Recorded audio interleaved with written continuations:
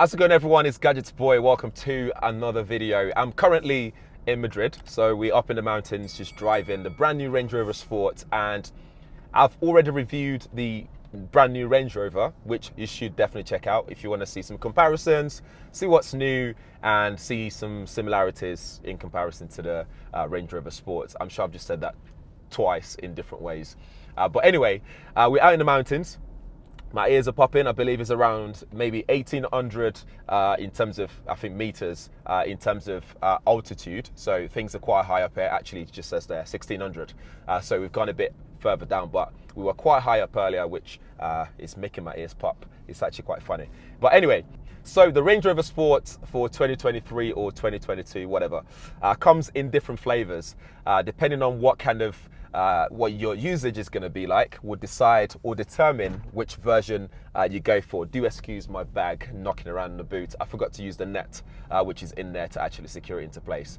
But anyway, yes, so they come in different flavors. This particular one I'm driving right now is the plug-in hybrid version, which comes with a 38.2 kilowatt-hour battery, which will give you around 70 miles of electric range on the WLTP cycle. So if it actually does that in the real world is yet to be known. I haven't fully tested that yet to know. But one thing I do love about this car is the ability for the car to know when it needs to go into electric mode, which basically means if you're in the city, using GPS and all that kind of technology that's in the car, it knows that you're in the city, urban area, so it would use your battery to power the car. And then when you hit the motorway, for example, then things change a little bit, and you can feel all that 510 PS. So this is the P510 Autobiography Edition, and it comes in this nice blue color. But also, there's a 530 PS version, which is a V8 4.4 liter engine, which gives you all that 530 PS, which is super powerful. In fact, that's the one in this video, because I started recording the video, which is the red version.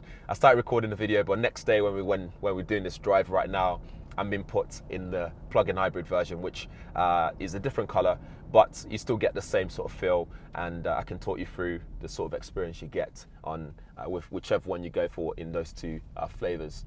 So like I was saying, this is 510 PS. You're looking at 700 Newton meters of torque and 0 to 60 in 5.2 seconds, which isn't bad at all. And you're looking at 150 miles per hour top speed.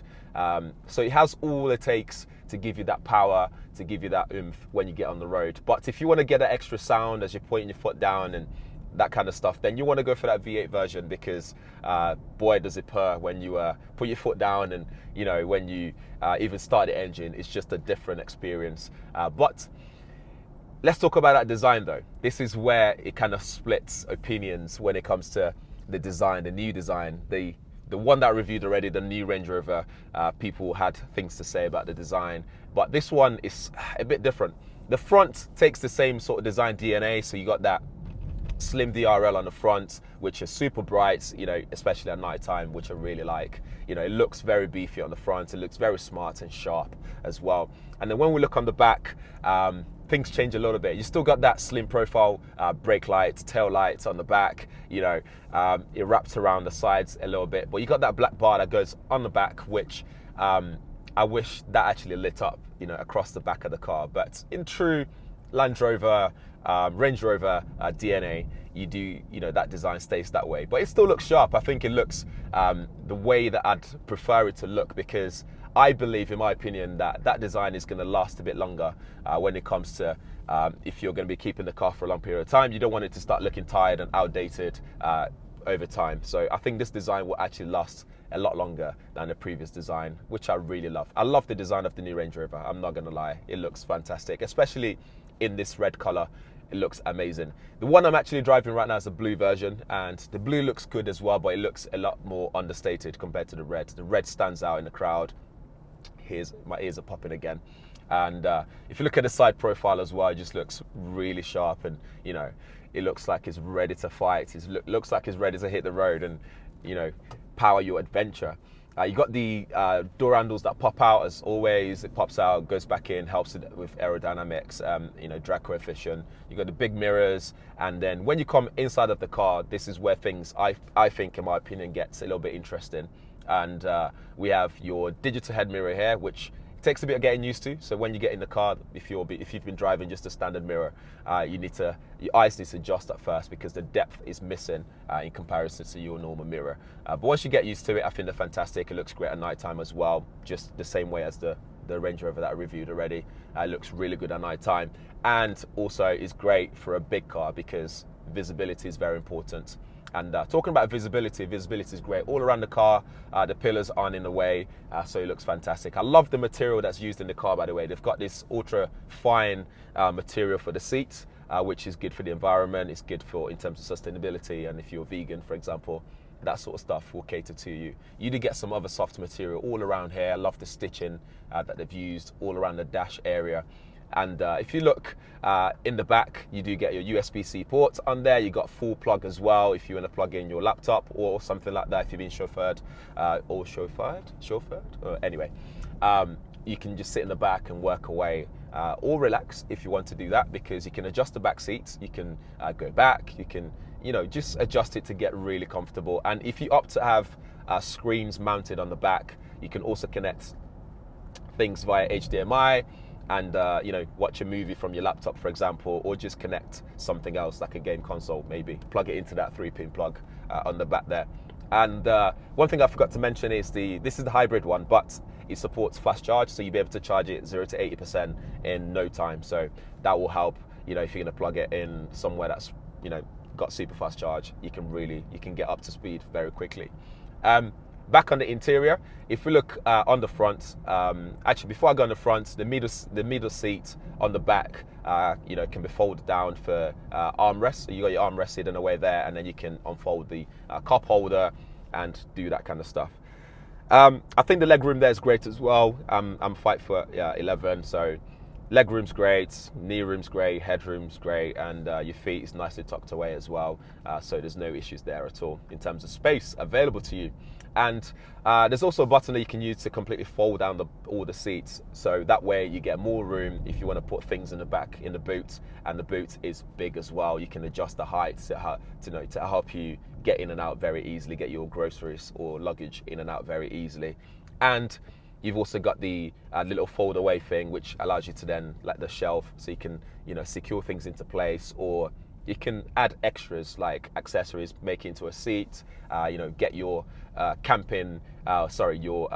picnic stuff out and just secure them into place. You can do all kind of stuff there, which I think is pretty cool. Up front here though, we've got a lot more for the driver. We've got Meridian audio system, which sounds amazing. It's one of the best sounding car sound systems that you can have in any car, full stop. It sounds really good. The bass are punchy, got surround sound, the treble sounds good as well. So you got a lot of sound quality there, which is no problem at all. You can also opt for the active noise cancellation, which means, as you can probably hear right now, you can't hear any road noise, although it might be different on UK roads, but you can't hear any road noise. It sounds pretty quiet in here. It sounds cushioned. In fact, I feel like I'm in a studio, so my audio should technically sound a lot better. It does that by using a microphone that's been placed on the wheels, and then you've got another system inside that then cancels out the noise, so that way you don't get the outside noise. You're nice and zen in the car, nice and quiet, and that's exactly what you want. Sorry if I keep looking down, it's because my monitor's here and I'm just making sure that things are still recording and I'm in shot and all that kind of stuff. One-man band problems. Back to the car though. The steering wheel has audio control as always, very easy to control. It's got nice feedback, especially the volume. It's got nice tactile finishing on top of it. You got 13.7-inch instrument cluster display here, which is nice and sharp. It's beautiful. The colors are popping, so you can see everything clearly. Nighttime, daytime, different angles, it doesn't matter.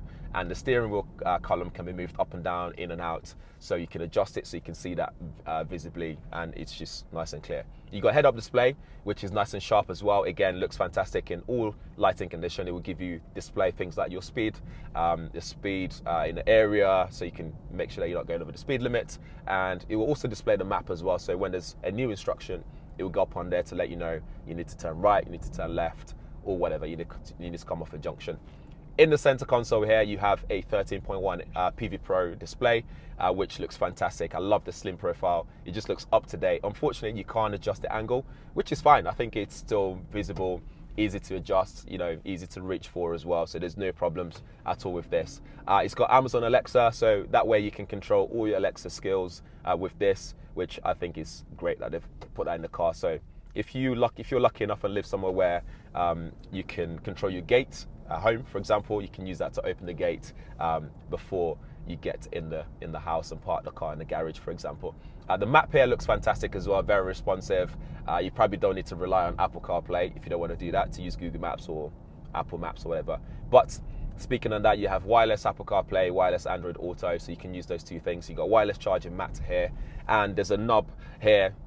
Weird word. Anyway, there's a control here that pops in and out to control different terrains and different drive modes, so you can pop that in and out. I believe we're doing a bit of off-roading today to put this to the test as well. It has 3D surround camera, which works really well. With that, you can have a look around the car from exterior viewpoint, so you know exactly where the car is, especially when you need to park it. And it's got off-roading mode as well, so you can see exactly where the tires are placed, and that works really well. I really like it. This also has a park assist, so with park assist it can park itself assisted, so you can go in and out of spaces, you can reverse in and out, you can go left, you can go right. It's entirely up to you. As long as you got space, you'll be able to do that. The seats are so comfortable in here as well. Things feels very nice. You can adjust the seats in so many different ways. You got seat massage, seat heating and cooling as well. Steering wheel, you can heat it up as well in winter. So it's very easy to do. You can store it into memory as well. So if it's a case that you share the car with multiple people in a household, you'll be able to store your own seating position, so no one can change that for you. When it comes to driving this on the road in terms of handling and the way that it feels, I think it doesn't feel as heavy as the standard Range Rover does. So things feels a lot more tighter, a lot more agile when cornering and stuff. You don't feel that body roll that you feel on the motorway. You don't feel that bounce as well that you feel in the normal Range Rover, which I felt a little bit. So this one feels a lot more sportier, which makes sense, right? It's Range Rover Sport. So the Range Rover Sport also has all-wheel steering. What that means is the back wheel also turn a little bit. And what that means for you is basically when you're doing cornering, for example, or in tight spaces where you need to turn, you get better turning circle, and it just handles corners very well just with that helping. You got torque vectoring as well, which balances the power that goes into each wheel when you need to, and you got that adaptive air suspension, which also helps with keeping the car nice and smooth when cornering. You don't get that much body roll, which is great. Although you can also adjust the seats, bolsters, side bolsters, so it keeps you into space, into your seat, which is really good. There's also a new adaptive off-road cruise control, which is pretty cool. You just set the comfort level, which is basically how fast you want it to go, that you're comfortable with, and you set it into off-roading adaptive cruise control mode. So we're not going to set things like the distance between you and the car. You set the comfort level, and then once you've done that, you just steer the car, and it does this thing, which is pretty smart. I like it. For safety equipment, you have all the regular stuff like blind spot assist, lane keep assist, lane departure warning stuff, and you've got cruise control, adaptive cruise control. You can also read speed signs, so you can adjust accordingly, which is great. So you got all the safety equipment that you normally get, that I'm used to having in a Range Rover. They're all in there, so there's no problem with that. But I think for me though, I really like this Range Rover Sport. If I was to get a new Range Rover, I'd go for the Sport version, me personally, unless you're a family that needs something slightly bigger. But I also think though, you don't really get that much of a bigger space in here per se. I think the space in here in the Range Rover Sport is still pretty much big. It's big enough anyway for everyday use, and whatever you want to do with your utility vehicle is all there. What I was going to say though was, if I was to buy one, I'd have to go for the V8 4.4 litre one, twin turbo engine version, just because that just feels a lot more engaging. I think you get better sound out of it. But if you're someone who cares about, saving money perhaps, you can get the hybrid version, which gives you that 70 miles WLTP range. It just means if you're going to be using in urban environments, you don't have to keep topping up your petrol. You can just charge the car and just drive that around the urban area, which is somewhat better for the environment, I'd say. And if you're trying to make a switch into fully EV vehicle as well, this could be a way to get into it, learn about it, get used to it. And then once you're fully adapted to that, then you might want to look at the options available in terms of EVs. So that's something to think about. Elsewhere, we do get the diesel version as well. So there's a diesel version, there's the hybrid, and there's the pure V8 4.4 litre version. So you can pick which flavour you'd like to go for and which one suits your driving style and what you need it to be. But overall, I think this is a great car. It feels very smooth to drive. It's so slick, like it's just smooth. But again, like I said, this is on Spanish roads, which looks fantastic. So I'm not sure if I'll be able to say the same about English roads, but I'm sure it would. I'm sure you'll handle that very well. And in terms of speed, it feels very nice. You put your foot down, it's responsive. It does what it needs to do. And in terms of cornering and how comfortable it feels doing riding around mountains, for example, or just bends and stuff, I think it feels really nice. There's not a lot of body rolls or anything like that. It just handles it like a sport utility vehicle should be, a sport version. So I think all in all, I really like the Range Rover Sport. I love what they've done with this, and you know, depending on how you spec it, that would determine how much this is going to cost you or set you back. But I'll leave all pricing information in the description area, so just the base price, so you know what you're getting, and maybe like top headline in terms of the kind of spec that you'd get, especially in the one that I've been testing here, and yeah, and see what you guys think.